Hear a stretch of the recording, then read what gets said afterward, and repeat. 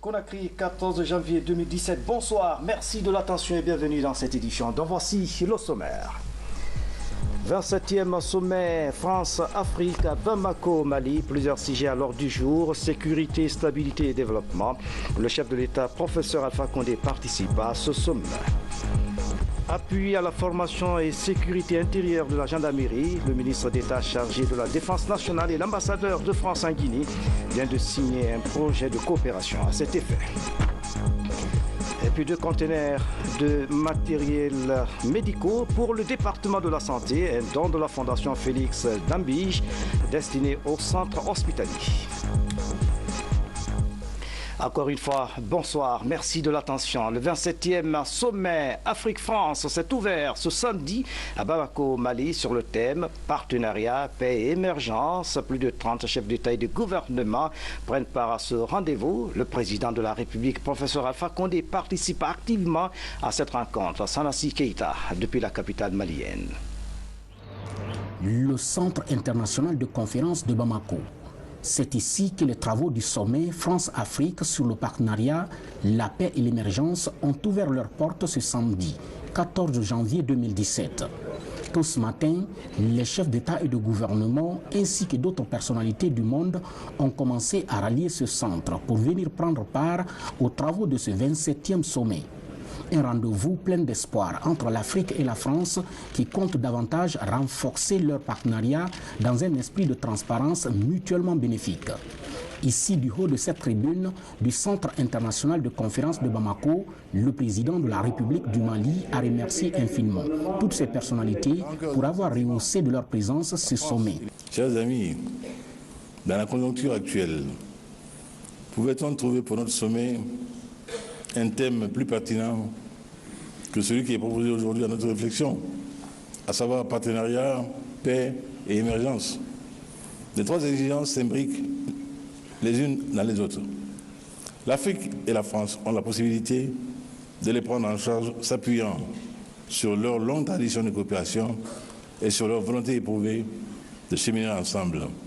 Il nous est cependant urgent d'optimiser ces atouts à l'heure où des enjeux multiples et des défis communs nous imposent un partenariat constant.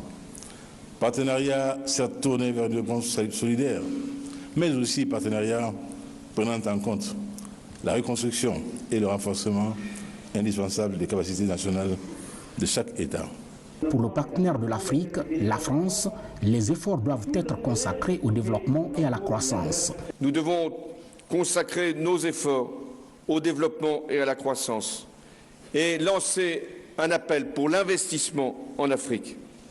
J'avais annoncé, là encore, il y a 3 ans, ma décision de porter les engagements de l'Agence française de développement à hauteur de 20 milliards d'euros sur 5 ans pour l'Afrique. Nous sommes en mesure de réviser encore à la hausse cette contribution. Nous pouvons l'augmenter de 15%. Ce seront donc 23 milliards d'euros qui seront mobilisés pour le continent africain ces 5 prochaines années. Nous avons aussi lancé un fonds d'investissement franco-africain. La Banque publique d'investissement française s'est entourée de partenaires français et africains pour réunir les fonds nécessaires pour que l'investissement des PME, des entreprises, sur les 2 continents puisse être encore amplifié. Et ce fonds sera géré par une équipe franco-africaine. Parce qu'ici, il y a des gisements de croissance considérables. Et d'ailleurs, votre rythme de progression, de production est parmi le plus élevé du monde.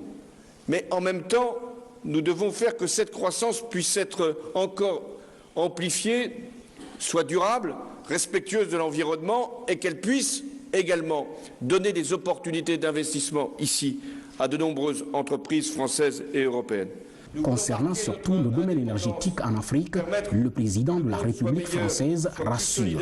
Il y a eu également à Paris le lancement d'une grande initiative pour l'accès de tous les Africains à l'énergie.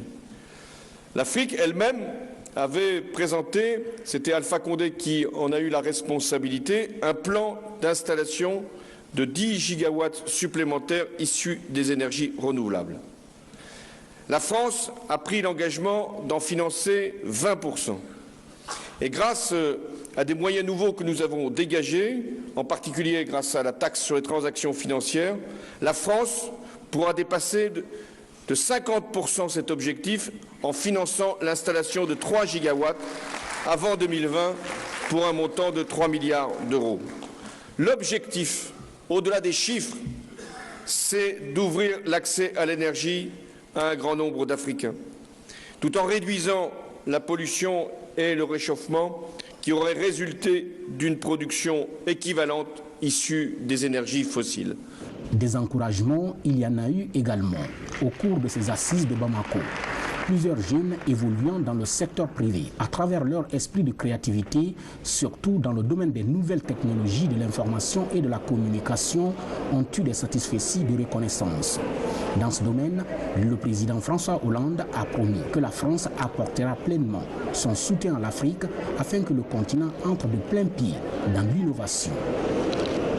Retour en Guinée. Le Premier ministre en chef du gouvernement vient d'inaugurer la grande mosquée de Kinsan-Sangoya dans la préfecture de Kindia avec une capacité de 700 places. Les travaux ont été financés par les fils de la localité. Les religieux de Kinsan ont exprimé leur gratitude aux donateurs. Voici le reportage de Hadi Kamara.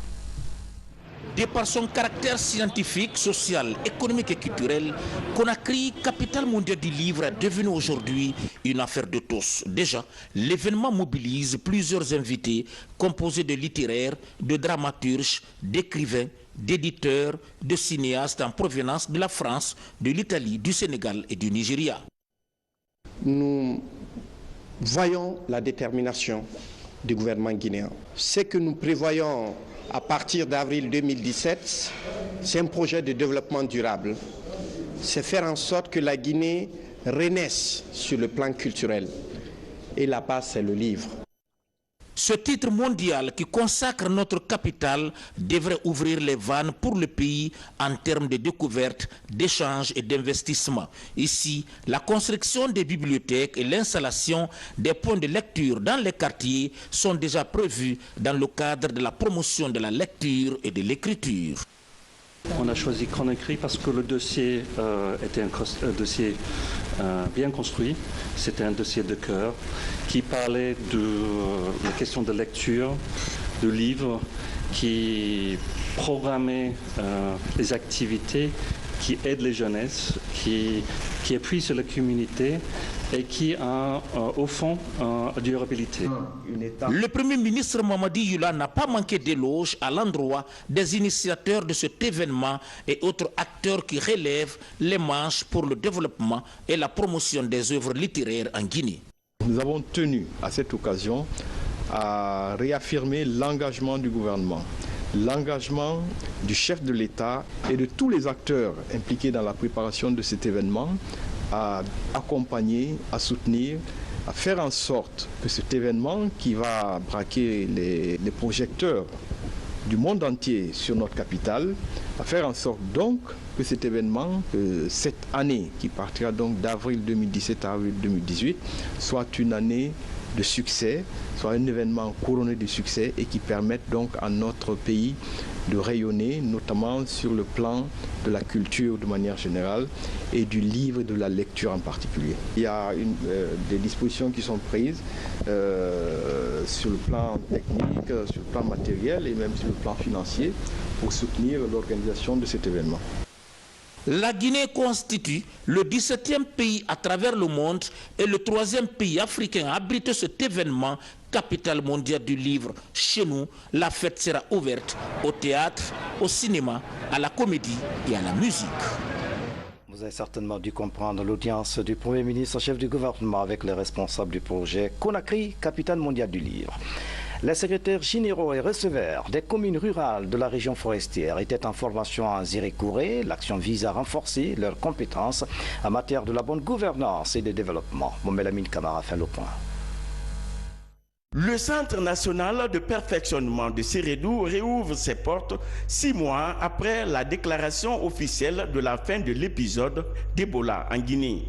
Au compte de cette première session de formation, les secrétaires généraux et receveurs des communes rurales de la région forestière sont concernés.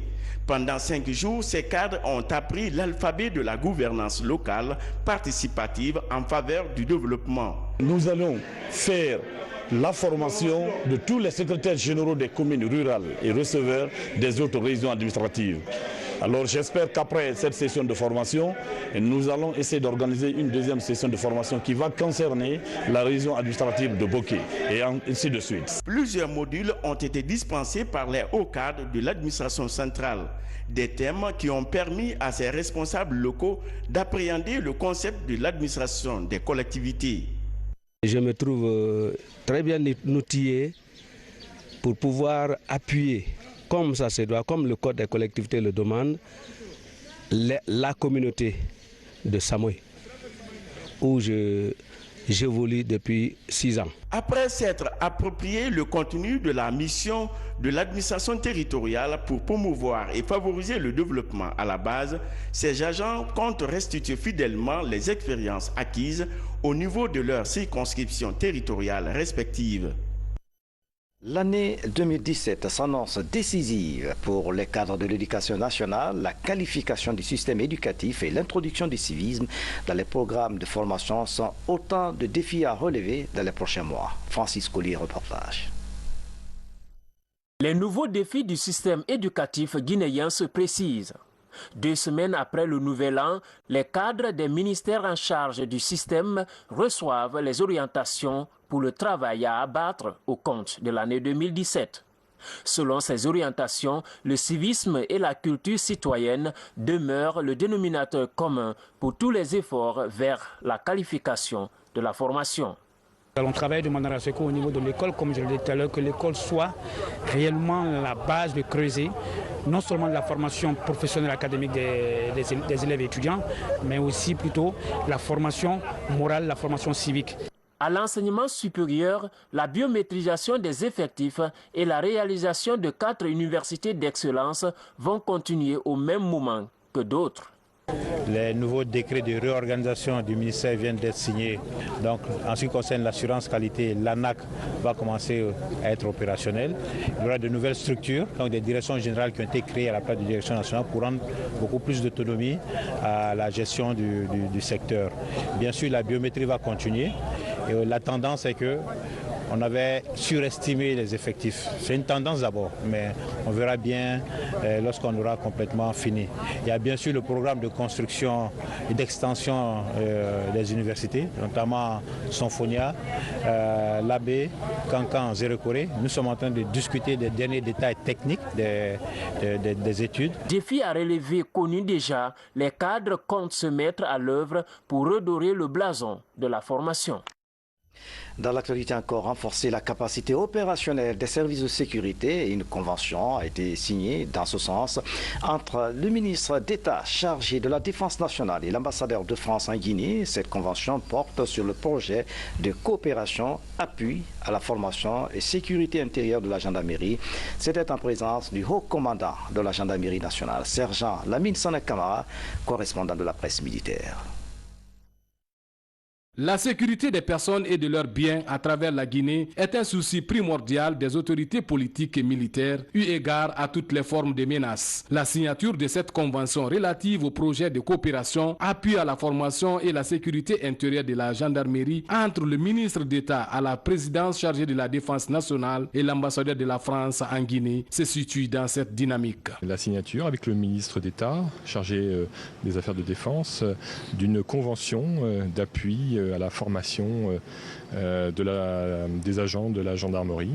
Et puis la deuxième chose, c'était ce qu'on appelle traditionnellement un COPIL, donc un comité de pilotage pour faire le point en début d'année de notre coopération avec une institution qui me paraît extrêmement importante dans la République et dans le secteur de la sécurité, la gendarmerie qui est donc fondamentale dans ce pays et que la France soutient et continue à soutenir. D'énormes efforts sont faits dans le cadre de la qualification du personnel gendarme et pour le renforcement des capacités opérationnelles de la corporation, le ministre de la Défense nationale promet un appui inlassable.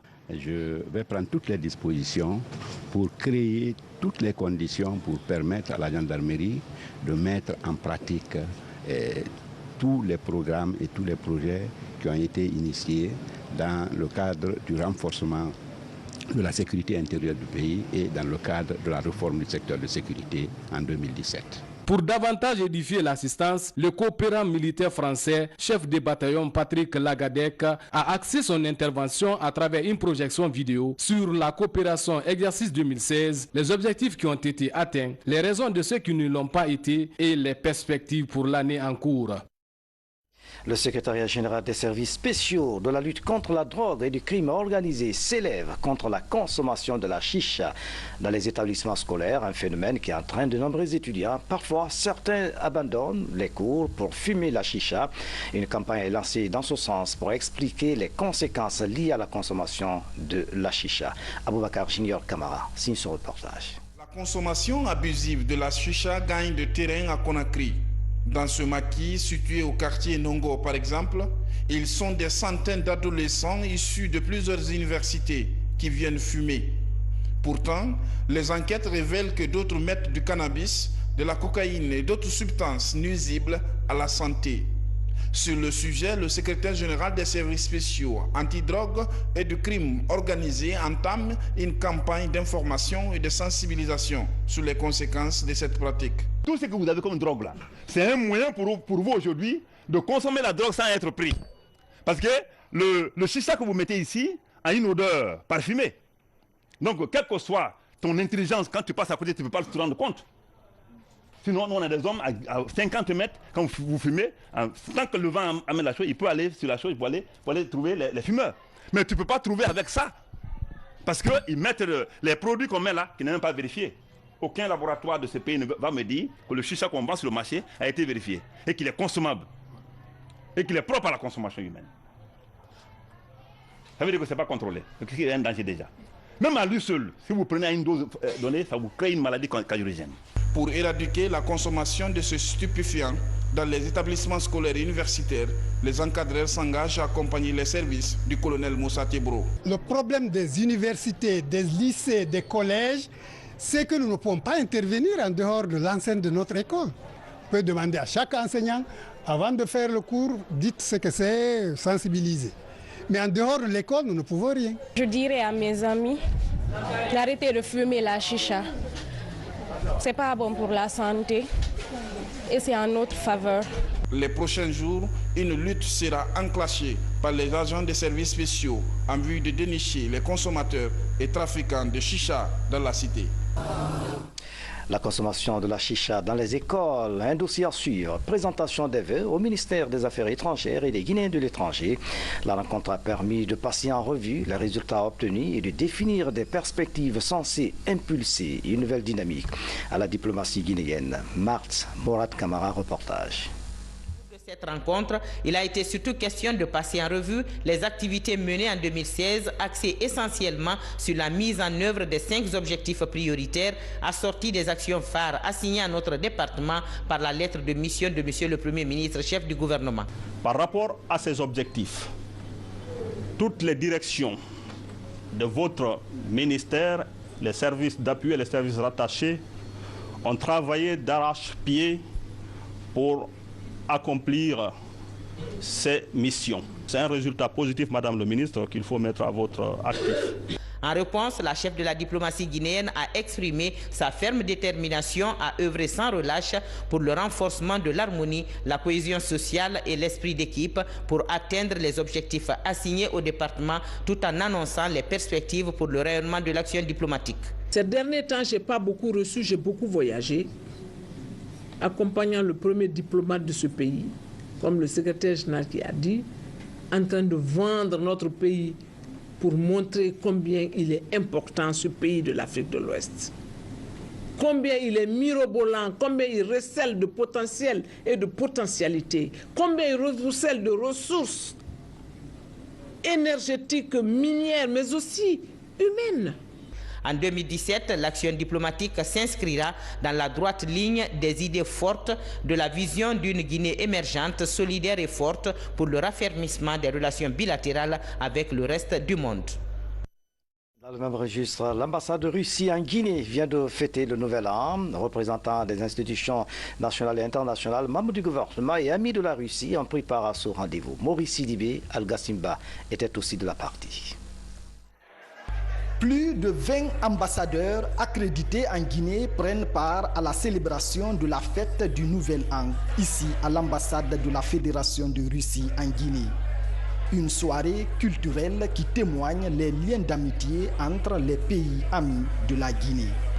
Ça n'est qu'une bonne date pour nous réunir tout simplement, amicalement, pour fêter encore une fois le Nouvel An. Je vous souhaite bonne année à tous, meilleurs vœux, bonne santé, bonne réussite, la prospérité pour tout le monde, pour vous-même, vos familles, vos pays. Et surtout, je souhaite à tout le monde pour que cette année 2017 soit pacifique. Retrouver tous les confrères ici, ça ne peut que nous faire un très grand plaisir, un bonheur d'être ensemble, de partager des moments et de se souhaiter encore une bonne année. Les enfants de l'école russe auprès de l'ambassade de la Russie en Guinée ont émerveillé le corps diplomatique à travers chants et danses traditionnelles. Des prestations pour montrer les richesses culturelles de la Russie à ses diplomates présents. Le Nouvel An parce qu'on est tous en famille et le matin quand tu te lèves, tous les enfants se lèvent très tôt pour voir les cadeaux et ça fait très plaisir. On a chanté, on s'est amusé et on l'a fait de notre cœur, pas pour quelque chose, parce qu'on a voulu le faire. C'est toujours un grand plaisir de répondre aux invitations de l'ambassadeur de Russie et son épouse. Je suis venu avec beaucoup d'autres, effectivement, fêter le Nouvel An à la Russe. J'ai été très impressionné par les prestations des jeunes Russes qui nous ont gâtés avec des spectacles de danse et de chant. J'ai bien apprécié leur niveau technique des prestations et ça agrémente bien sûr une soirée comme celle-ci. Après la célébration du Nouvel An, la nuit du 1er janvier, la Russie célèbre aussi le Nouvel An, la nuit du 14 janvier de chaque année. De par cette tradition, la Russie tient à respecter la divergence des deux calendriers, le julien et le grégorien. Un moment de divertissement et de partage. Très amusant. L'autre image de l'actualité nationale, le Fonds d'entretien routier est résolu à faciliter la mobilité des populations en milieu rural. L'institution vient de financer 3 ouvrages de franchissement dans la préfecture de Dubreka et Kindia. Il s'agit de désenclaver les zones de production. Moussa Koumara signe ce reportage. La réalisation de ce pont en béton armé de 15 mètres linéaires sur l'axe routier Kalia-Kori-Tugukuri dans la sous-préfecture de Sougueta répond à une nécessité. Les habitants de ces villages ont un souvenir difficile pour cette rivière. 5 de leurs ont perdu la vie alors qu'ils tentaient de faire traverser les gens pendant la période de crue. Cette bouffée d'oxygène est saluée même si l'accès au village relève encore d'un parcours de combattants. Ce pont, c'était une simple passerelle qui était là. Donc on a transformé en béton armé de 15 mètres de sur 10 mètres de largeur pour permettre aux villageois de passer les darés parce que ce village, c'est un village agro-pastoral. Donc ils vivent ils font la culture. Cet ouvrage de franchissement est réalisé par une entreprise locale sous financement du Fonds d'entretien routier. Il relie une dizaine de villages à la commune rurale de Sougueta. Je suis très satisfait. Satisfait de la réalisation de ces ouvrages. Satisfait de l'État, la manière dont ces entreprises-là sont passées pour mettre ces ouvrages-là en place. Loin de cette localité, 2 grands ponts sont également construits sur la rivière Moléa à 2 km du village Bouramaya Kumbaya dans la préfecture de Dubreka. Les ingénieurs du fonds d'entretien routier sont présents pour évaluer les travaux avant la remise officielle. Là, des réserves sont émises. Regardez dans le PV de réception provisoire, les réserves émises ne sont pas totalement levées. Donc par rapport à ça, nous émettons d'autres réserves encore par rapport au remblai d'accès qu'ils ont fait au niveau du pont, afin que l'entreprise réalise les réserves émises pour procéder, à une réception définitive. L'autre souci pour les populations bénéficiaires est le désenclavement total de leur localité. Cela pour leur permettre d'écouler facilement leurs produits vers les centres-villes après la récolte. Et puis les mutuelles financières des femmes africaines se fixent de nouvelles perspectives en 2017. Les populations vont bénéficier de nouveaux services. Il s'agit de la MUFA Santé et l'éclairage public. L'annonce a été faite à la faveur de la rencontre annuelle des mutualistes. Mamadi Gassama. Pour l'année 2017, la mutuelle financière des femmes africaines se fixe un nouveau cap. Elle concentre ses énergies dans la lutte contre la pauvreté. Les MIFA ont été ouvertes dans tout le pays grâce aux efforts du président Alpha Condé qui a dédié son mandat aux femmes et aux jeunes. Ce n'est pas facile, mais je pense qu'au jour d'aujourd'hui, il y a eu un bon apprentissage. Les femmes sont parvenues à la hauteur. Aujourd'hui, ces MUFA et CMC2 sont à 36 milliards de crédits et près de 24 milliards de dépôts. Alors je crois que c'est des chiffres très significatifs et c'est des structures aussi auxquelles on peut faire confiance. La mutuelle financière des femmes africaines est une initiative du gouvernement guinéen pilotée par Afriland First Bank. En sa qualité de parrain international, Dr Paul Fokam réitère son soutien aux mutualistes dans la mise en œuvre de leurs projets économiques. Nous allons poursuivre l'électrification villageoise sur instruction de professeur Alpha Condé. Nous allons essayer de voir comment on peut, sur les produits que nous avons déjà ailleurs, comme le MCD Santé, appliquer dans cette région pour pouvoir permettre aux gens qui ne sont pas travailleurs de pouvoir accéder tant soit peu à la santé. Nous allons étudier et surtout, ce qui est important, c'est que je pense que en 2018, il faudra qu'on fasse un comice où on doit présenter au président nos meilleures récoltes. À ce jour, plus de 15 000 personnes ont bénéficié de crédits MUFA. Sur les 96 unités que compte la structure, 50 sont opérationnelles à travers le pays. Dans la stratégie de relance du système de santé post-Ebola, des efforts sont consentis par l'État guinéen et ses partenaires. La Fondation Félix Dabi vient de remettre au ministère de la Santé 2 conteneurs de matériel médicaux. Ce don est destiné aux différents centres hospitaliers du pays à Diatoubari. Tout comme beaucoup d'autres partenaires, la Fondation Félix Dobiche apporte son appui au renforcement du système de santé. Elle met à la disposition des autorités sanitaires plus de 13 000 kits hospitaliers. L'équipement est composé de matelas, de lits, de béquilles, de tables de consultation polyvalentes, d'appareils de radiographie et de chaussures orthopédiques. Il a même offert des trousses parce qu'il y a des malades, il faut qu'ils aient leurs trousses à leur portée. Dans ces caisses que vous voyez, il y a des trousses de toilette. Et il y a les nounouches pour les petits-enfants. Parce qu'en pédiatrie, il faut les faire amuser. Quand les enfants pleurent, il faut les donner un peu de joie. Non seulement en tant que fils de ce pays, je me dis que c'est moi qui dois à la Guinée. Ce n'est pas la Guinée qui me doit. Okay. En tant que citoyen, en tant que patriote, c'est tout à fait normal, c'est un devoir. Le matériel médical est récolté des États-Unis grâce au fondateur Félix Dobiche, vivant à Washington. Dans le lot, une machine d'anesthésie moderne. Il fera partie des premiers équipements de l'hôpital national d'Onka après sa rénovation. Les autres kits seront répartis entre les différentes structures sanitaires du pays selon les besoins. Nous avons vu que les équipements qui sont arrivés répondent effectivement aux attentes de la population à l'intérieur du pays. Je suis maintenant sur cette répartition puisque le président de la République, voyant l'importance des choses du matériel, et il nous a instruit de laisser une partie à l'hôpital de Donka. Ce lot d'équipements offert par la Fondation Félix Dobiche permettra d'améliorer la prise en charge des malades et d'augmenter les capacités de prestation des centres hospitaliers bénéficiaires. Outre la santé, la Fondation s'investit aussi dans l'éducation et l'agriculture. Adiat Barry, c'est un geste à encourager. De nouveaux diplômés sur le marché de l'emploi. 3 promotions de l'université Nelson Mandela ont obtenu leur diplôme de fin de cycle. La cérémonie de remise s'est déroulée au Palais du Peuple ici à Conakry. Le reportage de Bernard Tanguino.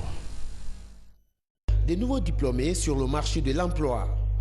Au terme d'une formation universitaire, technique et professionnelle, ces étudiants de l'université Nelson Mandela sont confiants.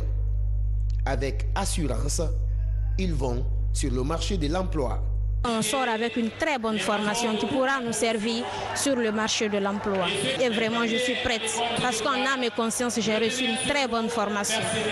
Je suis prêt pour affronter le marché d'emploi parce que les instructions que j'ai reçues à l'université Nelson Mandela et la formation que j'ai reçue à l'université Mandela sont vraiment abordables et pour moi et pour mes parents, justement sur le marché d'emploi aussi. Plusieurs parents et personnalités du pays se sont mobilisés pour saluer l'effort fourni dans la formation de ces jeunes cadres. Une formation qui répond aux exigences de la nouvelle politique de qualification de l'enseignement dans le pays. La particularité de notre formation, c'est que les étudiants ont accès à des outils performants. Donc nos étudiants sont habitués à travailler comme s'ils étaient en entreprise parce que nous avons des équipements de pointe au sein de notre institution. Étant un domaine technique, c'est ce qui va aider beaucoup les étudiants à s'appliquer avant d'être dans le marché de l'emploi. Je reste convaincu que nous avions une structure au sein de l'université qui a en charge de suivre nos étudiants pour l'obtention des stages. Et cette structure travaille d'arrache-pied pour que nos étudiants aient le stage. Créée en 2003, l'université Nelson Mandela compte déjà 10 promotions formées dans les filières techniques, juridiques et sociologiques. Fini à Bissi-Krima, dans la préfecture de Dabola, de la 3e édition de la Zihara. Il a mobilisé de nombreux érudits venus de la Guinée. Et d'ailleurs, l'événement a été marqué par des conférences de presse sur l'islam, le terrorisme et la sécurité. L'occasion pour les fidèles d'implorer la grâce divine afin qu'il repende sa miséricorde sur notre pays. Sur place, à Bissi-Krima, voici le reportage de notre envoyé spécial, Tchernos Manialo.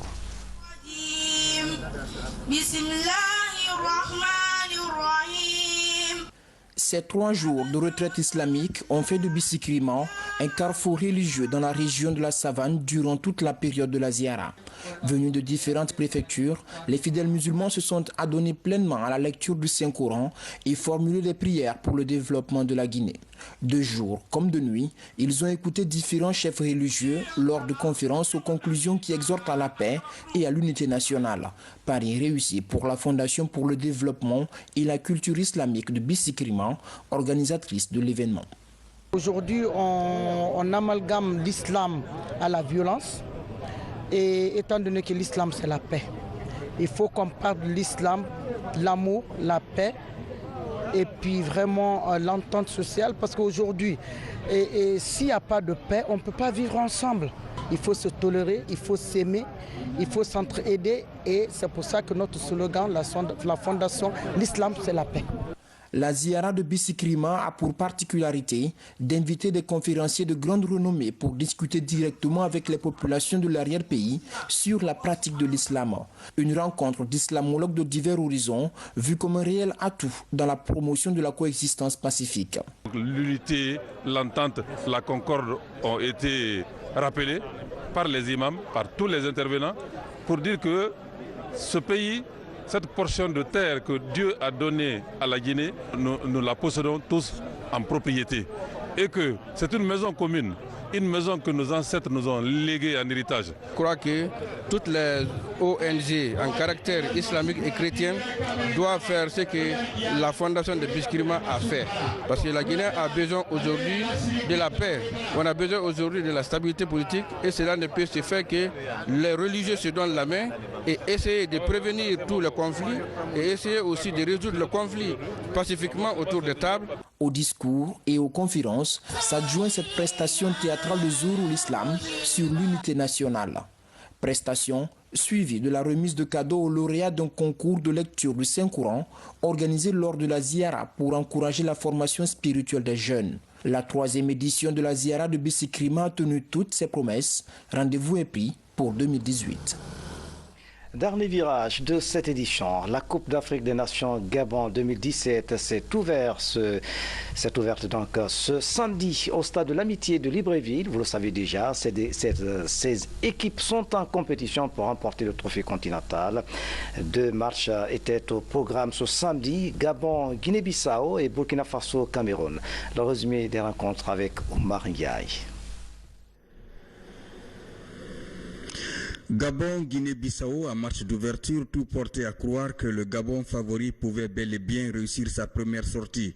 Hélas, la Guinée-Bissau, le petit poussé de ce groupe A, a réussi ce qu'il convient d'appeler un exploit. Oui, un exploit, car menée 1-0 à la 53e minute, elle s'est créée des occasions de but avant d'égaliser à la 90e minute. Un but partout, c'est le score final. Le deuxième match, Burkina Faso-Cameroun. Après 30 minutes de jeu, le Cameroun ouvre la marque sur un coup franc. Cameroun 1, Burkina Faso 0, c'est le score à la mi-temps. En deuxième période, le Burkina Faso égalise dans le dernier quart d'heure. Cameroun 1, Burkina Faso 1. Ce score ne changera pas au coup de sifflet final. Ainsi, à l'issue de la première journée dans cette poule, toutes les équipes sont à égalité parfaite. Un match joué, un nul, un point, un but marqué, un but encaissé. Pour la deuxième journée dans ce groupe, le 18 janvier, le Gabon reçoit le Burkina Faso à 16h. Le Cameroun est opposé à la Guinée-Bissau à 19h.